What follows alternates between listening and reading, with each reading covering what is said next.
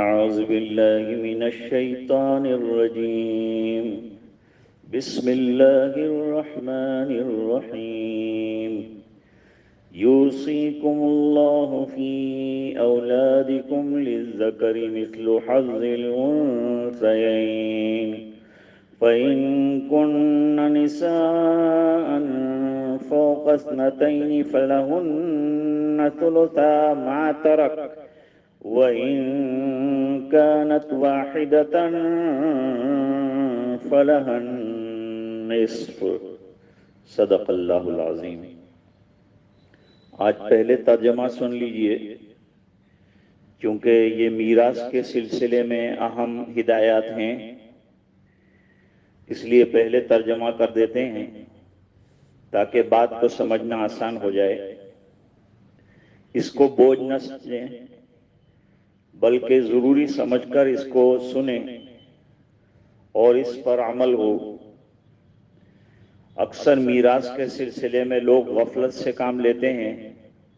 حقداروں کو حق نہیں ملتا، لڑکیوں کو، خواتین کو محروم کر دیا جاتا ہے، یتیم بچوں کو بھی کبھی محروم کیا جاتا ہے. اس لیے پہلے میں ترجمہ کر دیتا ہوں. ترجمہ: اللہ تعالیٰ تم کو تمہاری اولاد کے بارے میں حکم دیتا ہے. مرد کے لیے 2 عورتوں کے برابر حصہ ہے، اور اگر وہ عورتیں 2 یا 2 سے زیادہ ہوں پس ان کے لیے 2/3 ہے، اور اگر ایک ہی ہو تو اس کے لیے آدھا حصہ ہے. یہ میراث کے سلسلے میں اہم مضمون آیا ہے. ابتدائی دور میں زمانے جاہلیت کی بعض چیزوں کو برداشت کیا گیا، چنانچہ ابتدائی دور اس میں وراثت کے لیے ولا کو روا رکھا گیا. اس کے علاوہ ہجرت کو بھی وراثت کا سبب قبول کیا گیا تھا. ہجرت مدینہ کے بعد بعض مہاجرین اور انصار رشتے مواخات یعنی بھائی چارے میں منسلک ہوئے. حضور نے ایک مہاجر کو ایک انصاری کا بھائی بنا دیا. چنانچہ ابتدائی دور میں ایک دوسرے کی وراثت کے وہ حقدار ہوتے تھے. اس کے بعد جب وراثت کے مستقل قوانین نازل ہو گئے تو اللہ تعالیٰ نے ہجرت کے سبب وراثت سے خارج کر دیا، اور سورہ انفال میں فرمایا وَأُولُو الْأَرْحَامِ بَعْضُهُمْ أَوْلَىٰ بِبَعْضٍ فِي كِتَابِ اللَّهِ، کہ وراثت کے معاملے میں اللہ کا قانون یہ ہے کہ قرابت کے رشتے ہی کو اولیت حاصل ہے. چنانچہ وراثت کا سب سے پہلا سبب نسب کو قرار دیا، رشتے کو قرار دیا. اسی طرح گویا خدائی قانون کے مطابق ولائے مواخات متبنہ کے ذرائع وراثت کو ختم کر دیا گیا. اب دوستوں، اسلامی بھائیوں اور متبنہ وغیرہ کے ساتھ حسن سلوک تو کر سکتے ہیں، ان کے حق میں مقررہ حد تک وصیت کر سکتے ہیں، مگر وراثت میں حصہ نہیں دیا جا سکتا. اللہ تعالیٰ نے اسے ختم فرما دیا. اب اسلام میں وراثت کا انحصار 3 چیزوں پر ہے. پہلا نمبر ہے نسب، دوسرا ہے نکاح، تیسرا ہے ولا، جو ولا کی پہلی قسم سے مختلف ہے. نسب کا قانون یہ ہے کہ جو رشتہ دار میت کے زیادہ قریب ہوگا وراثت پر اس کا حق زیادہ ہوگا. قریبی عزیز کی موجودگی میں دور کے رشتہ دار کو حصہ نہیں ملتا. مثلاً اگر مرنے والے کا باپ موجود ہے تو وراثت کا حقدار وہ ہوگا، دادا نہیں، اور باپ انتقال کر چکا ہے اور دادا زندہ ہے تو اس صورت میں دادا حقدار ہوں گے۔ اس طرح اگر میت کا بیٹا موجود ہوئے تو پوتے کو وراثت میں کچھ نہیں ملے گا، بیٹے کی غیر موجودگی میں پوتا وارث ہوگا۔ وراثت کا دوسرا سبب نکاح ہے۔ جب ایک مرد اور ایک عورت رشتے ازدواج میں جڑ جاتے ہیں تو وہ ایک دوسرے کی وراثت کے حقدار بن جاتے ہیں، یہاں تک کہ طلاق کے ذریعے سے علیحدگی اختیار نہ کر لیں۔ اس صورت میں اگر خاوند فوت ہو جائے تو بیوی کو حصہ ملتا ہے، بیوی انتقال کر جائے تو خاوند وراثت میں حق رکھتا ہے۔ گویا وراثت کا مدار نکاح پر بھی ہے۔ تیسرا ولا، اس کو بھی ایک درجے میں مانا گیا ہے، اس کی تفصیل ہے جس کی ضرورت نہیں ہے۔ ان آیات کے شان نزول کے متعلق حضرت جابر رضی اللہ تعالیٰ عنہ کی روایت موجود ہے۔ وہ خود بیان فرماتے ہیں کہ میں بیمار ہو گیا، میرا گھر حضور پاک صلی اللہ علیہ وسلم کے مکان سے کم و بیش 2 میل دور تھا۔ بیمار پرسی ایک مسلمان پر دوسرے مسلمان کے حقوق میں سے ہے، آپ صلی اللہ علیہ وسلم اس کو نبھاتے تھے۔ پیدل چل کر حضور پاک صلی اللہ علیہ وسلم حضرت جابر رضی اللہ تعالیٰ عنہ کی بیمار پرسی کے لیے گئے، اور جب حضور تشریف لائے تو وہ کہتے ہیں کہ مجھ پر بے ہوشی طاری تھی۔ آپ صلی اللہ علیہ وسلم پر گرد و غبار کے آثار پیدل چل کر آنے کی وجہ سے تھے۔ آپ نے وضو کیا اور باقی ماندہ جو پانی تھا وہ مجھے پلایا اور مجھ پر چھینٹے دیے، مجھے ہوش آ گیا۔ حضرت جابر رضی اللہ عنہ کہتے ہیں کہ چونکہ میں اولاد سے محروم تھا اس لیے مجھے اپنی وراثت کے متعلق تشویش تھی کہ اپنی اولاد تو نہ تھی، البتہ 9 بہنیں تھیں جن میں سے 3 شادی شدہ اور باقی غیر شادی شدہ تھا، ان کے علاوہ ایک بھائی بھی تھا۔ حضرت جابر رضی اللہ تعالیٰ عنہ کے والد حضرت عبداللہ انصاری رضی اللہ عنہ غزوہ احد میں شہید ہو گئے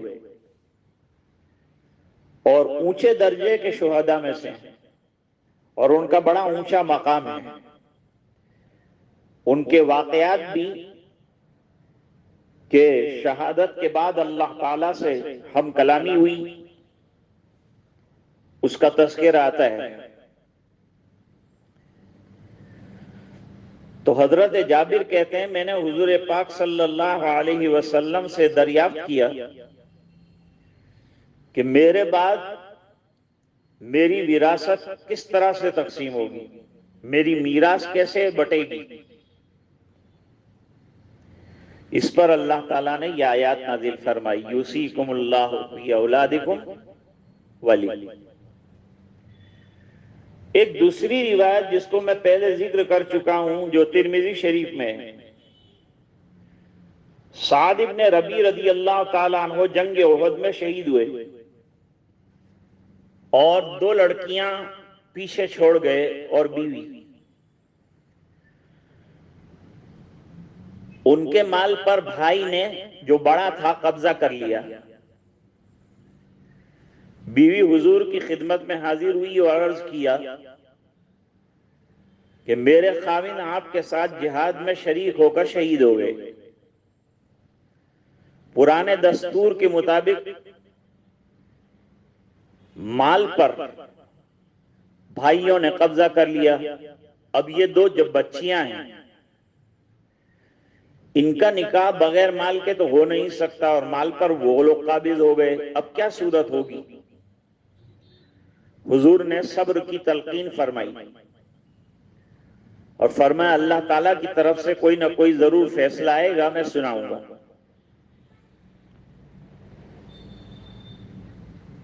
روایات میں آتا ہے کہ جب وہ عورت دوبارہ حضور صلی اللہ علیہ وسلم کی خدمت میں حاضر ہوئی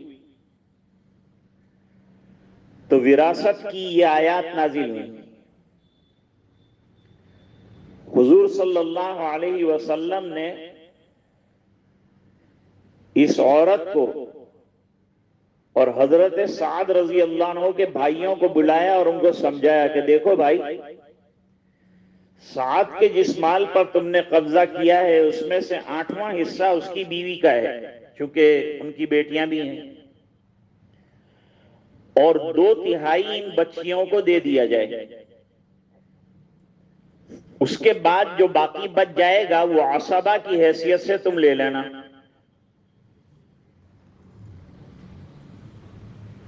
بعض چیزیں ایسی ہیں جو کسی کی وراثت تقسیم کرنے سے قبل کرنا ضروری ہوتی ہیں۔ اس سلسلے میں قانون یہ ہے کہ سب سے پہلے مرنے والے کے مال میں اس کے کفن دفن کا، قبر کھودنے کا انتظام کیا جائے، اعتدال کے ساتھ یہ مال خرچ کیا جائے۔ میت کے مال میں سے یہ خرچ کر سکتے ہیں، فضول خرچی نہ کریں۔ کفن کے لیے مناسب کپڑا اور دوسری مناسب اشیاء لے لی جائیں۔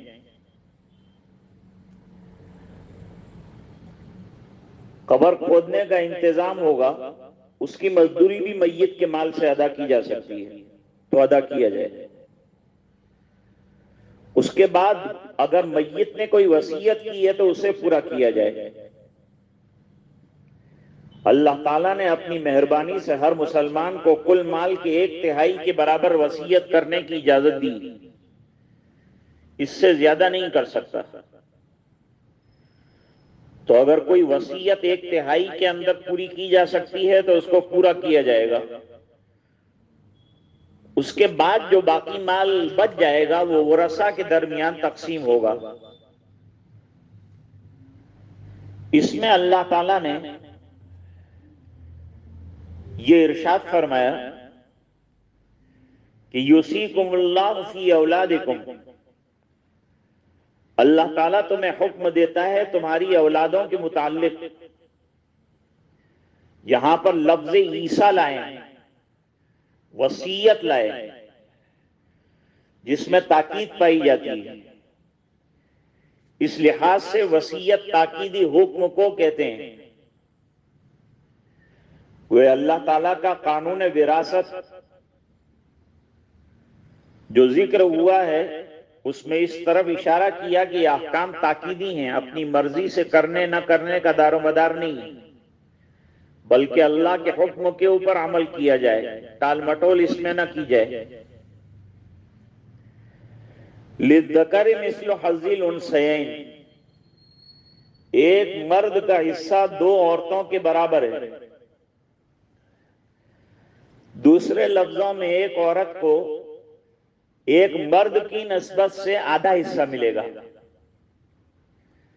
یا یوں سمجھ لیجئے کہ اگر کسی مرنے والے کی پسماندگان میں ایک لڑکا اور 2 لڑکیاں ہیں تو کل مال آدھا آدھا کر کے آدھا 2 لڑکیوں کے درمیان تقسیم کیا جائے گا اور آدھا لڑکے کو دے دیں گے۔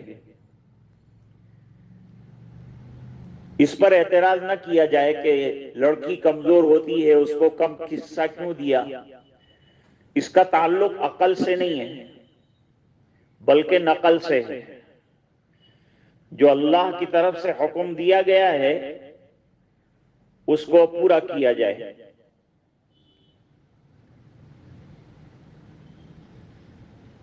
ایک تو یہ فرمایا، آگے فرمایا کہ کسی مرنے والے کے کوئی بیٹا نہ ہو بلکہ صرف بیٹیاں ہوں،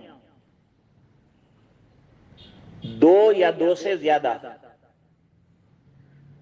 فَلَهُنَّ ثُلُثَا مَا تَرَكَ، تو ان سب کو کل ترکے کا 2/3 ملے گا، باقی 1/3 دوسرے رشتہ داروں میں تقسیم ہو جائے گا۔ اور اگر کوئی دوسرا رشتہ دار موجود نہ ہو تو پھر باقی 1/3 بھی ان لڑکیوں کی طرف ہی لوٹ جائے گا۔ اور اگر پسماندگان میں یعنی مرنار نے جو اولاد چھوڑی اس میں ایک لڑکی ہو، یعنی کوئی لڑکا نہ ہو اور نہ دوسری کوئی لڑکی ہو، تو ایسی صورت میں کل مال کا آدھا حصہ لڑکی کو ملے گا، باقی آدھا جو ہے باپ، بھائی، چچا، چچا زاد اگر کوئی ہو تو ان کو ملے گا، اور اگر بالکل کوئی رشتہ دار نہیں ہے تو بقیہ نصف مال بھی لڑکی کو مل جائے گا۔ اس آیت میں اللہ تعالیٰ نے نسب کی بنیاد پر سب سے پہلے اولاد کے حق کا ذکر فرمایا ہے۔ اب آگے دوسرے نمبر پر ماں باپ کے حقوق کا تذکرہ ہے۔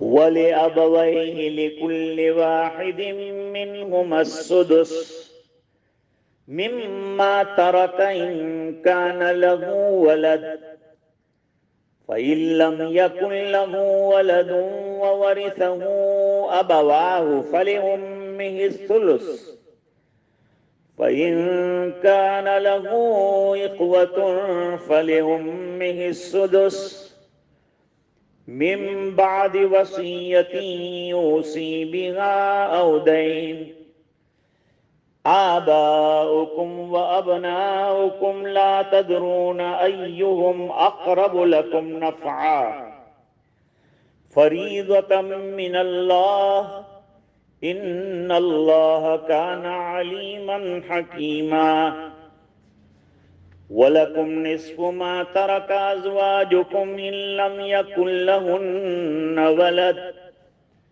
فَإِن كَانَ لَهُنَّ وَلَدٌ فَلَكُمُ الرُّبُعُ مِمَّا تَرَكْنَ مِن بَعْدِ وَصِيَّةٍ يُوصِينَ بِهَا أَوْ دَيْنٍ وَلَهُنَّ الرُّبُعُ مِمَّا تَرَكْتُمْ إِن لَّمْ يَكُن لَّكُمْ وَلَدٌ فَإِن كَانَ لَكُمْ وَلَدٌ فَلَهُنَّ الثُّمُنُ مِمَّا تَرَكْتُمْ مِن بَعْدِ وَصِيَّةٍ تُوصُونَ بِهَا أَوْ دَيْنٍ۔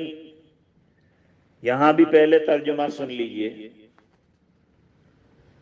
اور مرنے والے کے ماں باپ میں سے ہر ایک کے لیے چھٹا حصہ ہے، اس میں سے جو اس نے چھوڑا ہے، اور اگر اس کی اولاد ہے،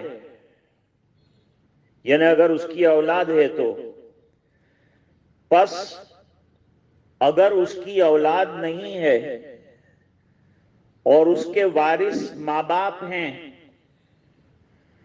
تو اس کی ماں کے لیے 1/3 یعنی 1/3، یاد رہے کہ یہ 1/3 بھی میت کے مال میں کفن، دفن، قبر کا خرچہ، قرضہ ادا کرنے کے بعد وصیت 1/3 کے اندر جاری کرنے کے بعد جو بچے گا اس میں تمہارے باپ اور بیٹے تم نہیں جانتے کہ کون زیادہ قریب ہے۔ یہ چونکہ بعض عقل والے اپنی عقل یہاں چلانا چاہتے تھے، ان کو منع کیا کہ تم عقل مت چلاؤ، ہم کو معلوم ہے کہ کس کو کیا دینا ہے۔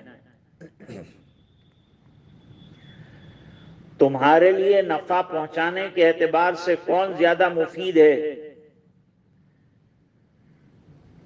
یہ اللہ کی جانب سے مقرر کیا ہوا فریضہ ہے۔ بے شک اللہ تعالی بڑے علم والے ہیں اور بڑے حکمت والے ہیں۔ یہ سب فیصلے جو میراث کے سلسلے میں ہیں، اس کا اللہ کو بہت علم ہے اور یہ بڑی حکمتوں کے ساتھ تقسیم ہوئی ہے، اور تمہارے لیے آدھا ہے جو چھوڑا تمہاری بیویوں نے، یعنی بیوی انتقال کر گئی اور مال چھوڑا، اور اگر اولاد نہیں ہے تو شوہر کو آدھا ملے گا، پس اگر ان کی اولاد ہے تو تمہارا چوتھا حصہ ہے، اس میں سے جو انہوں نے چھوڑا وصیت کے بعد جو وہ کرتی یا قرضہ ادا کرنے کے بعد، اور ان عورتوں کے لیے چوتھا حصہ ہے جو تم نے مال چھوڑا اگر تمہاری اولاد نہیں ہے، شوہر انتقال کر گیا، بیوی موجود ہے اور اولاد نہیں ہے، تو شوہر کو عورت کے مال میں سے چوتھا حصہ ملے گا، اور اگر اولاد ہے تو عورت کو آٹھواں حصہ ملے گا، جو وصیت کے بعد اور قرضہ ادا کرنے کے بعد اور کفن دفن کے خرچے کے بعد بچ جائے گا۔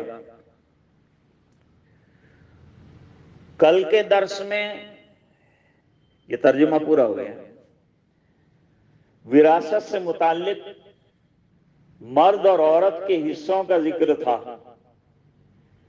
ایک مرد کا حصہ دو عورتوں کے برابر ہے، یہ بیان ہو چکا کہ اگر میت نے صرف ایک لڑکی چھوڑی ہے تو وہ کل مال کے آدھے کی حقدار بنے گی، دو یا دو سے زیادہ لڑکی چھوڑی ہے تو انہیں کل وراثت کا 2/3 ملے گا۔ وراثت کی یہ تقسیم نسب کے اعتبار سے،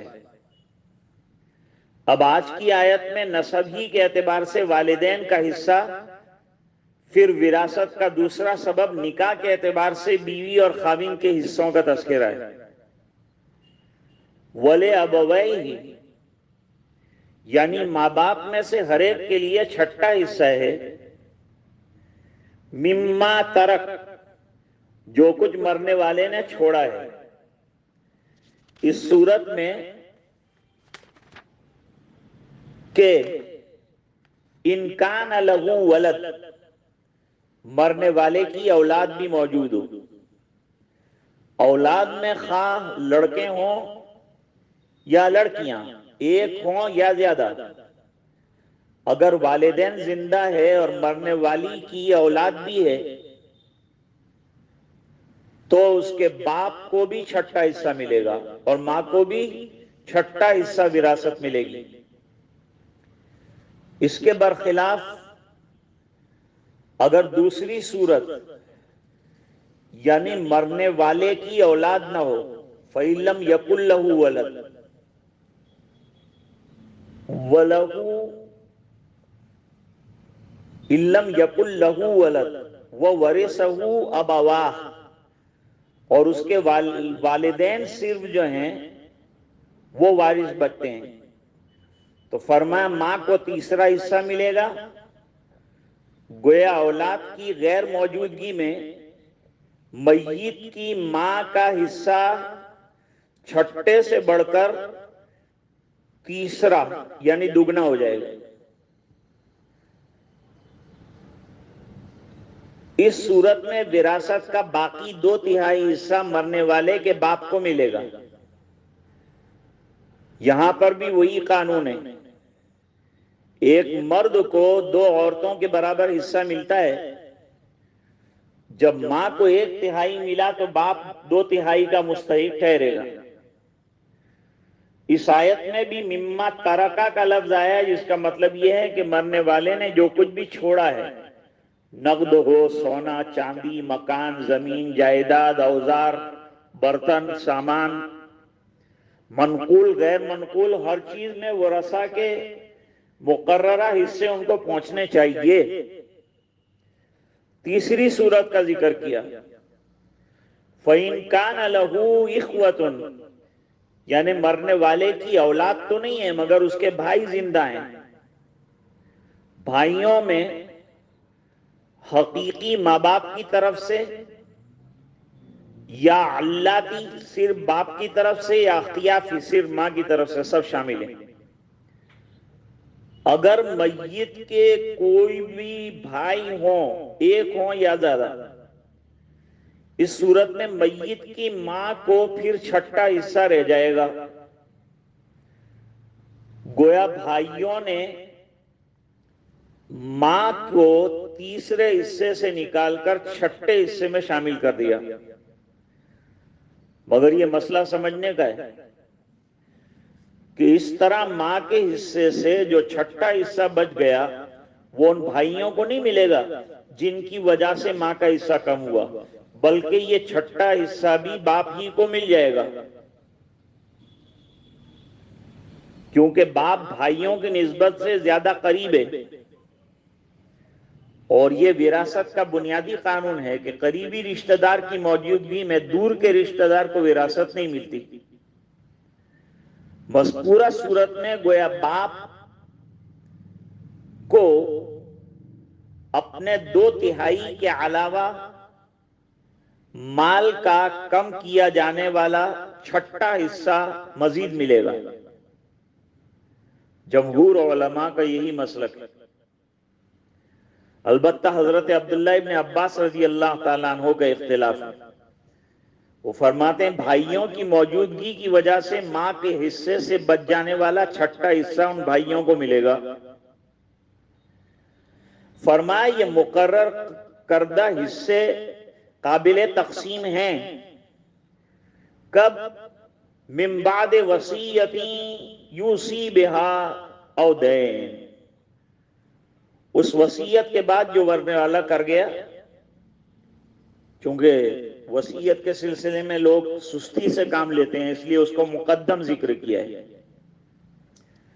تاکہ اس میں تہاون سے کام نہ لیا جائے، اور دین یعنی قرضے کی ادائیگی کے بعد، کہ مرنے والا مقروض مرا ہے تو اس کا قرضہ جتنا ہوگا وہ چکایا جائے گا۔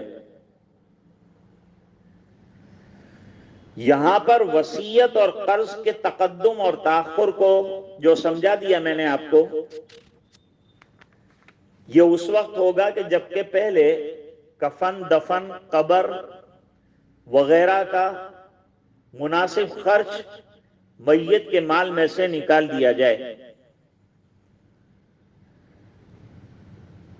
حضور پاک صلی اللہ علیہ وسلم نے ارشاد فرمایا، لوگو اللہ تعالیٰ نے تم پر مہربانی فرما کر تمہیں 1/3 مال کے تصدق کی اجازت دے دی وصیت کے اعتبار سے، تاکہ تمہیں آخرت میں بہتری نصیب ہو سکے، اور بہتری جبھی حاصل ہوگی جب مال کو کسی کار خیر کے لیے وقف کیا جائے، جیسے مدرسے کے لیے، مسجد کے لیے۔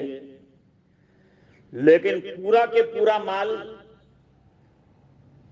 وارثوں کو محروم کرنے کے لیے مدرسے میں دے دینا یا مسجد کو دینا یہ مناسب نہیں ہے۔ یہ وصیت 1/3 کے اندر چل سکتی ہے، اس سے زیادہ میں نہیں۔ ہاں ایک ضروری بات اور بھی ہے، کسی ایسے شخص کے حق میں وصیت نہیں کی جا سکتی جس کو وراثت میں حصہ خود ہی شریعت نے دیا ہو۔ حضور پاک صلی اللہ علیہ وسلم کا ارشاد ہے، لا وصیت لوارث، شریعت نے جس کے حصے مقرر کر دیے ہیں اس کے لیے وصیت کرنے کا کوئی مطلب نہیں ہوتا، وہ تو شریعت اس کو وہ حصہ دلا کے ہی رہے گی۔ آگے اللہ تعالیٰ نے مختلف حصے مقرر کرنے کی حکمت بھی بیان کر دی کہ انسان اپنی ناقص عقل کی بنا پر کہہ سکتا ہے کہ فلان حصہ کم ہے، اسے زیادہ ہونا چاہیے تھا، یا فلان کو زیادہ دیا گیا، کم دینا چاہیے تھا۔ ارشاد ربانی، آباؤکم و ابناؤکم لا تدرون ایہم اقرب لکم نفعا، تم نہیں جانتے کہ تمہارے حق میں تمہارے والدین نفع بخشیں یا تمہاری اولاد۔ یہ علم اللہ تعالیٰ کے پاس ہے، تمہارے لیے کون نفع بخش ہے تم اپنی دانش کے مطابق سمجھتے ہو کہ فلان رشتہ دار میری خدمت کرے گا، اسے زیادہ دینے کی کوشش کرتے ہو، مگر حقیقت کبھی اس کے برعکس ہوتی ہے. ہو سکتا ہے کہ عین ضرورت کے وقت تمہارے کام وہ شخص آ جائے جس سے تمہیں کوئی امید نہیں ہے. لہذا ہر چیز کی حکمت کو اللہ ہی جانتا ہے. لہذا اس نے جو حصے طے کیے ہیں اس کے مطابق دیے جائیں. نسب کے اعتبار سے وراثت کے حصے بیان کرنے کے بعد اللہ تعالیٰ نے وراثت کا دوسرا سبب نکاح کا تذکرہ فرمایا. اس اعتبار سے بیوی اور خاوند کے حصے مقرر کیے ہیں. مرد اور بیوی میں سے تقسیم وراثت کے لیے دو صورتیں پیدا ہو سکتی ہیں. میاں بیوی میں سے کسی ایک کی وفات کے وقت یا تو مرنے والے کے زوج کے علاوہ اس کی کوئی اولاد نہ ہو یا اولاد ہو. دونوں صورتوں میں ایک دوسرے کے حصے کی مقدار مختلف ہوگی. اگر تمہاری بیوی کی وفات کے وقت اس کی اولاد نہیں ہے تو اس نے جو کچھ چھوڑا ہے اس میں سے تمہارا نصف حصہ ہے، آدھا حصہ ہے. اور اگر بیوی اولاد چھوڑ کر مری، یہ اولاد خواہ موجودہ خاوند سے ہو یا کسی دوسرے خاوند سے، اسے وراثت میں حصہ ملے گا. لہذا تمہارا حصہ نصف یعنی آدھے کی بجائے چوتھا ہو جائے گا. ہر اس چیز سے جو انہوں نے چھوڑی ہے.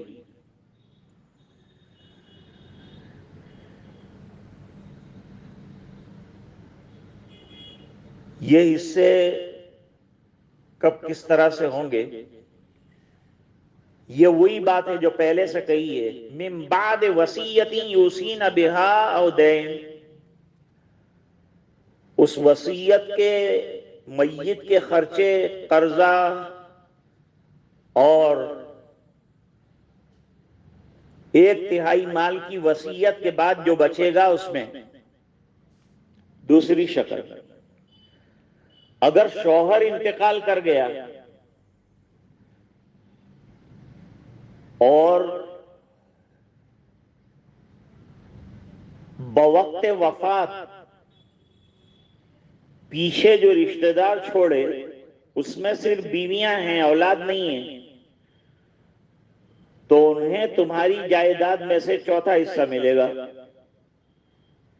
اور اگر ایک بیوی ہے تو چوتھے حصے کی واحد مالکہ وہ ہوگی، اور اگر ایک سے زیادہ ہو تو کل جائیداد کا چوتھا حصہ سب میں برابر تقسیم ہوگا. ہاں، اگر تم اپنے پیچھے بیوی یا بیویوں کی علاوہ اولاد بھی چھوڑ جاؤ تو تمہاری جائیداد میں ان کا بھی حق ہے. ایسی صورت میں بیویوں کا حصہ چوتھے سے کم ہو کر 8واں ہو جائے گا. اور اگر ایک ہی بیوی ہے تو 8ویں حصے کی واحد مالکہ بن جائے گی. اور زیادہ بیویوں کے ہونے کی شکل میں یہ 8واں حصہ سب کے درمیان برابر تقسیم ہوگا. یہ وراثت کے سلسلے کے دوسری شکل جو ہے، یعنی نسب کے اعتبار سے حصے بیان کرنے کے بعد باعتبار نکاح کے جو حق بنتا ہے اس کا تذکرہ فرمایا. شوہر انتقال کرے تو بیوی کو کیا ملے گا؟ اولاد ہونے کی شکل میں اور نہ ہونے کی شکل میں. اور بیوی کے انتقال پر شوہر زندہ ہے اور اولاد ہے یا نہیں ہے اس کے اعتبار سے یہ تقسیم ہوئی. آگے تھوڑا حصہ اور بھی باقی ہے، اس کا بھی تذکرہ انشاءاللہ آئندہ مجلس میں کریں گے. آج آپ کو تھوڑا بوجھ پڑا ہوگا کیونکہ یہ حصوں کی بات تھی، لیکن چونکہ اہم ہے اس بنا پر اس کو سامنے لایا گیا. اور چونکہ پورا ترجمہ قرآن اور اس کی کچھ نہ کچھ تشریح کی جاتی ہے، اس بنا پر یہ تشریح بھی آپ کے سامنے آئی۔ امید ہے کہ اس کو بھی غور سے سنا جائے گا، اور آئندہ کلالہ کسے کہتے ہیں اور اس کی میراث کا کیا حکم ہے، اس کے سلسلے میں کچھ مسائل ہیں، وہ بھی انشاءاللہ آپ کے سامنے آئیں گے۔ اللہ تعالیٰ ہم سب کو عمل کرنے کی توفیق عطا فرمائے۔ بہت سے لوگ وصال فرما گئے، دنیا سے گئے، ان سب کے لیے دعا فرمائیں کہ اللہ تعالیٰ مرحوموں کی بے انتہا مغفرت فرمائے، اعلیٰ علیین میں جگہ عطا فرمائے، اور ان کے تمام رشتہ داروں کو اللہ تعالیٰ صبر جمیل عطا فرمائے۔ بہت سے حضرات بیمار ہیں، انہوں نے بھی دعاؤں کی لگاتار درخواستیں آپ سے کی ہے، ان تمام کے لیے دعا کی جائے کہ اللہ تعالیٰ تمام ہی بیماروں کو شفاء کاملہ عطا فرمائے۔ جو اسپتال میں زیر علاج ہیں وہ بھی اچھے ہو کر صحت مند ہو کر گھر آ جائیں، اور اسی طرح سے جو گھروں میں بیمار ہیں اللہ ان کو بھی شفا یاب فرمائے، اور جو خدمت کرنے والے رات دن کی خدمت کر رہے ہیں اللہ تعالیٰ ان کو بہتر بدلے عطا فرمائے، اور یہ بلا اور وبا کو اللہ تعالیٰ جلد سے جلد دور فرمائے۔ وآخر دعوانا ان الحمدللہ رب العالمین۔ مراقبے میں جو لوگ شامل ہونا چاہتے ہیں وہ شامل ہو سکتے ہیں، جو نہ چاہیں شامل ہونا ان کی مرضی کی بات ہے۔ مراقبہ اللہ کی رحمت کے انتظار اور دھیان میں بیٹھنے کا نام ہے۔ تھوڑی دیر اللہ کے دھیان میں آدمی بیٹھ جائے اپنی اپنی جگہ پر، نقل و حرکت بند کر دے، آرام سے ایک جگہ بیٹھے، سر کو دل کی طرف ذرا سا جھکائے اور ایک ہی تصور جاری رکھے، اللہ کی رحمت برس رہی ہے اور میرے دلوں میں سماتی جا رہی ہے، اور میرا دل اللہ اللہ اللہ اللہ اللہ اللہ کر رہا ہے۔ یہ تصور کسی بھی طرح سے قائم کیا جائے، دوسرے تصورات سے دل کو خالی کر دیا جائے، صرف یہ اللہ اللہ کا تصور جو ہے وہ قائم کیا جائے، اور اس کو مراقبہ کہتے ہیں۔ اس سے انشاءاللہ نیکیوں کا شوق پیدا ہوگا اور گناہوں سے بچنے کی اللہ تعالی ہمتیں عطا فرمائیں گے، سنتوں پر عمل کرنے کا جذبہ بھی انشاءاللہ اس سے پیدا ہوگا۔ تھوڑی دیر کے لیے مراقبہ کریں۔ اے خفتہ دل بیدار شو، بیدار شو، بیدار شو،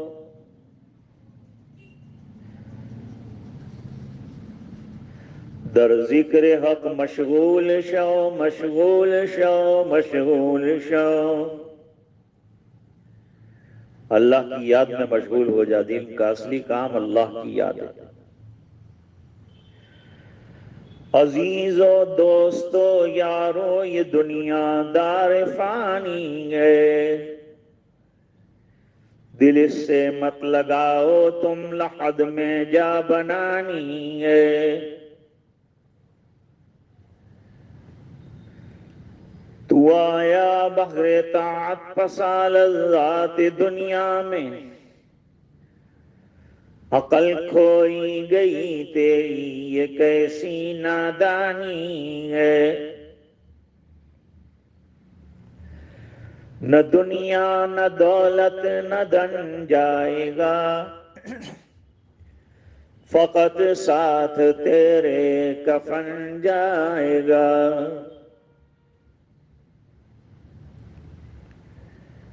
مراقبے میں یہ بھی دھیان رہے کہ کہا گیا تو آنکھیں بند کی، کہا گیا تو نقل و حرکت بند کی، یہ اختیار ہے ابھی، یہ بھی اللہ ہی کا دیا ہوا اختیار ہے۔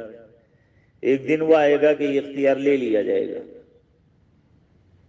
بے بسی کا عالم ہو جائے گا، بے کسی کا عالم ہو جائے گا، دوسرے الٹیں گے پلٹیں گے، سیدھا کریں گے، بند کریں گے آنکھیں۔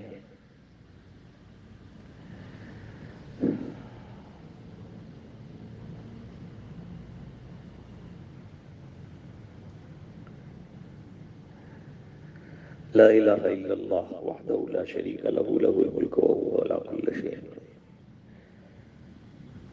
رب اغفر وارحم وتجاوز عما تعلم انک انت العزیز الاکرم، آتنا فی الدنیا حسنہ وفی الآخرۃ حسنۃ وقنا عذاب النار۔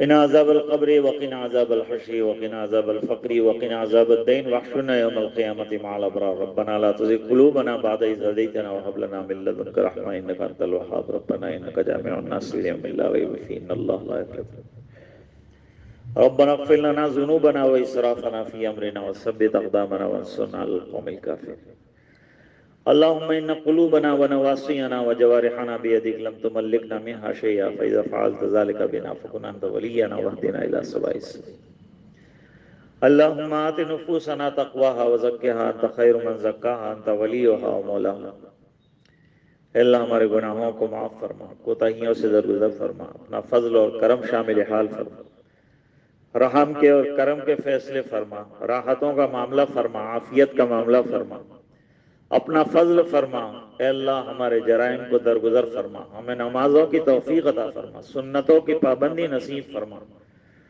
اے الہ العالمین دلوں کے بگاڑ کو دور فرما ظاہر اور باطن دونوں کو سرس فرما اے اللہ نمازوں کا پابند بنا ذکر کا پابند بنا اے اللہ یہ دعائیں اپنے فضل و کرم حبیب پاک صلی اللہ علیہ وسلم کی برکت سے قبول فرما برحمتک یا ارحم الراحمین